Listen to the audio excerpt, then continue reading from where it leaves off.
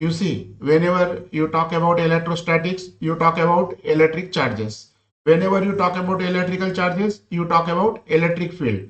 And whenever you talk about electric field, you have to talk about electric flux.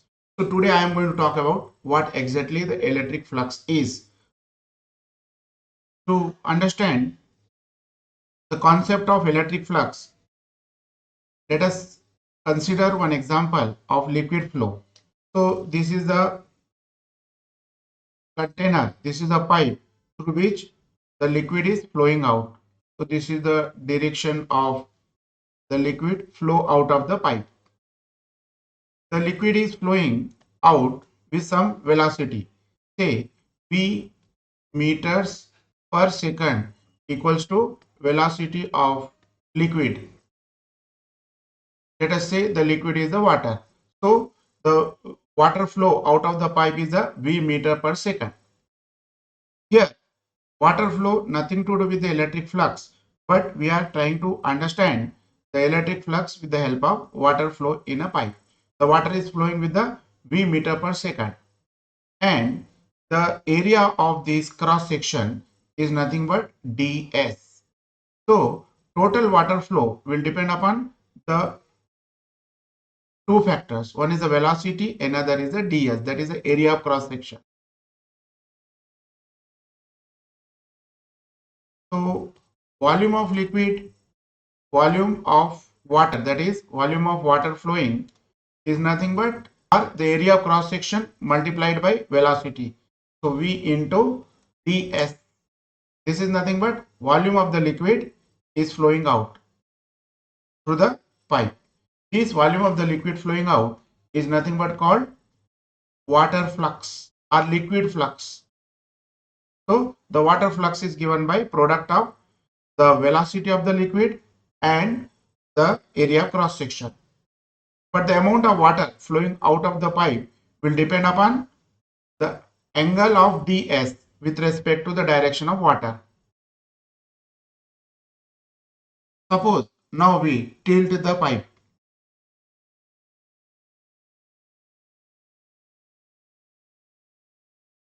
Now question comes into the mind, does the same amount of volume of water flowing out of the pipe? So answer is no. Same amount of water is not flowing out. Now the quantity of water has changed. So how to calculate this amount of water flowing out of the pipe? Draw the normal to the surface ds. Now normal and the direction of liquid flow are parallel to each other.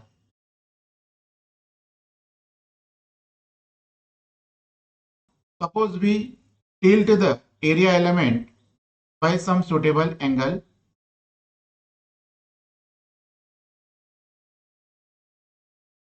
Then the angle between the normal and the direction of liquid flow changes. The maximum volume of the liquid flowing out of the pipe only when the normal is parallel to the direction of the liquid flow, and the zero amount of volume of liquid flowing out of the pipe when the normal is perpendicular to the direction of the liquid flow. Above discussion can be summarized by plotting the two diagrams, figure A and the figure B. In the figure A, the direction of the liquid flow and the normal, they are parallel to each other, therefore theta equals to 0 degree. In the figure B, direction of the normal and the direction of the liquid flow, they are at 90 degrees. So in figure A, the maximum water is flowing out of the pipe, whereas no water is flowing out of the pipe in case of the figure B. So by using this idea, we can easily understand how much the flux crosses a given surface. The flux crossing the region depends upon two factors. What are the two factors? Flux proportional to cos theta, flux crossing the region will depend upon VDS. Therefore, the flux crossing the given surface or given element, the given vector element is proportional to VDS cos theta. And thus we develop the formula for the flux is nothing but VDS cos theta, and since it is a vector element, therefore we multiply by n cap. N cap is nothing but the unit vector in the direction of normal. We have seen here how the liquid flux varies with the velocity of the liquid, varies with ds, that is the area of the plane surface, and angle theta. And again we have developed the formula for liquid flux. In case of the liquid flux, we had utilized the word velocity, and in case of the electric flux, instead of velocity, we use the word electric field intensity. Now this is the plane surface having the area delta S. So delta S is nothing but area of planar surface,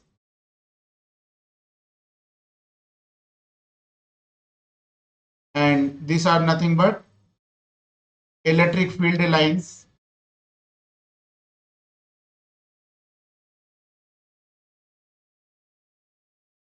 and this is nothing but normal to the surface delta S. The number of field lines crossing the surface delta S will help us to understand the concept of electric flux. Electric flux nothing but how many field lines crossing the given surface delta S. And whenever you calculate the electric flux, we calculate it for per unit area. We don't calculate for entire area. So how much? Of course, they are traveling for the entire area, and but we convert into the per unit area. So the electric field lines crossing per unit area given surface nothing but electric flux, and the field lines cutting the given surface will depend upon angle between the delta S, and the direction of electric field lines. Let us see this with the help of graphic animation. Here we find that the number of lines of force crossing the surface changing as the angle between them is changing. Now we'll see the variation of field lines crossing the surface changes as the angle between the electric field and the normal changes. Here is normal parallel to the electric field, and the maximum electric field lines are crossing the surface. All the 9 electric field lines. To make you understand, I have taken here 9 electric field lines. In actual reality, there are the hundreds of field lines are there, but to make you understand, I have taken only the 9 electric field lines. So the 9 field lines, that is all electric field lines, are crossing in this figure because the normal and the electric field lines are parallel to each other. Angle between them, that is angle between the normal and the direction of electric field, is equals to 0, and maximum lines are passing through the given surface.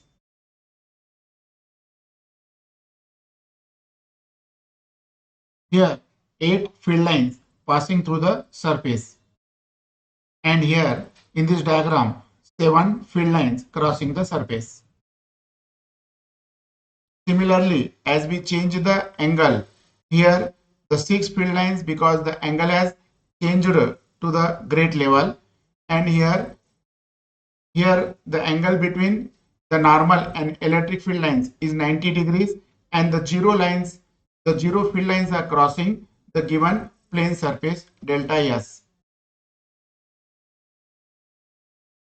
And this is nothing but delta S, and this is nothing but direction of electric field lines.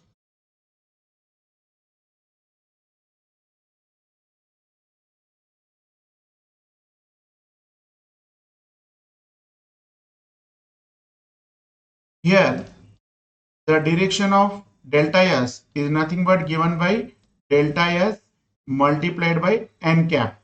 N cap is nothing but unit vector in the direction of normal. We do consider delta S n cap as a vector quantity. In reality, the delta S is not moving, but the flow of electric field lines through the given surface is equivalent to a vector. Therefore, delta S is considered to be the vector element. Now, the flux passing through this one is proportional to delta S cos theta, and the flux passing through proportional to the value of the electric field intensity.